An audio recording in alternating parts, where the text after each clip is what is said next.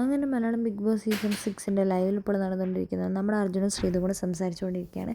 അപ്പോൾ അർജുനോട് ശ്രീതു ചോദിക്കുകയാണ്, നീ എന്നെ ലവറായിട്ട് കാണുന്നുണ്ടോ എന്ന് ചോദിക്കുന്നുണ്ട്.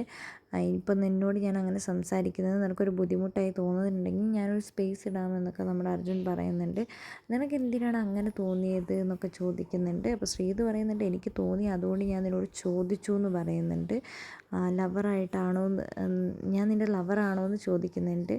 മൊക്കാന്ന് നമ്മുടെ അർജുൻ തിരിച്ച് പറയുന്നുണ്ട്.